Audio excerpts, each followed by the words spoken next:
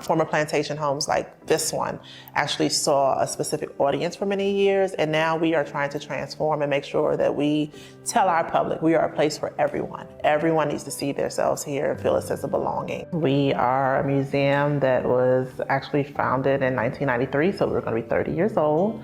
But our house was built in 1801 and took a span of 6 years to complete. It was a Calvert and Steer property where we had members of the Steer family who came here from Antwerp in present-day Belgium, who were actually fleeing from the Reign of Terror under Napoleon. They came here, they brought with them at least like 14 enslaved people, and then over time, when we think about enslaved people being bequeathed, bought and sold. By the end of emancipation, we had upwards of 55 enslaved people here. We are a museum that's going through a transformation, and we're decentering the story of the white slaveholding family, but making sure that we share that space. We're not erasing, we are actually adding to and enhancing the stories of the enslaved. So we want to make sure that we're telling the voices of individuals who typically don't get to see the light of day in the narratives that we tell, whether that be through our exhibitions, through our tours, our public programming. We just want to give them credence because they would have been the overwhelming majority here. My first involvement was at the Maryland State Archives, where we were a repository that was within the network for the National Capital Region. Our repository had numerous records from various counties across the state that lent itself to the story of the flight to freedom.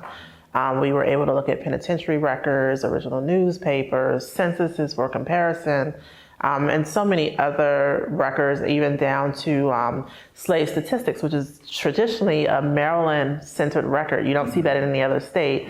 But of course, after emancipation, people are trying to be compensated for the loss of enslaved labor. And all of the owners are putting the names down of individuals. And there are instances where you see them noting that this person has run off, but they're still expecting the compensation, which they never get.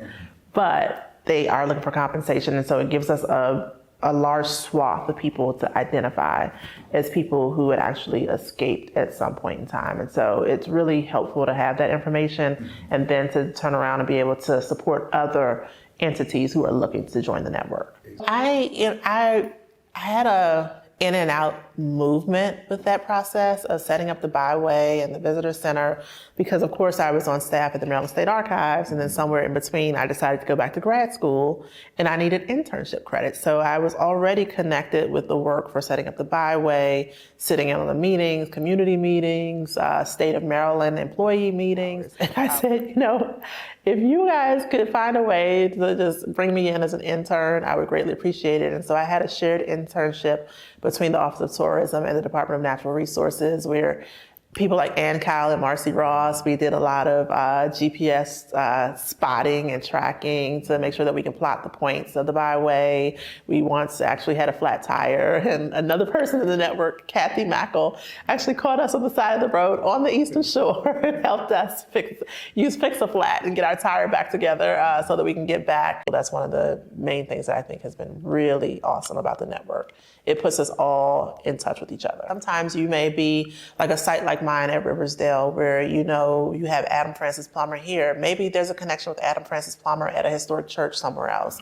Maybe there's another home in New York State or Connecticut or something where he has a family member. There was an individual that I just discovered, Alcis Blanford, and he actually was a baby essentially when his parents escaped from Maryland. And to be able to connect that with us, it was just so amazing. And he was a painter, he was in the newspaper. It was just like awesome to kind of see this person that you don't even know exists, on someone else's website, and the research is there, and you're like, I need to come back and see what we can do to kind of help merge that story and give it a fuller life, because I don't think they knew what his earlier life was in Maryland, and we were able to provide that information and vice versa.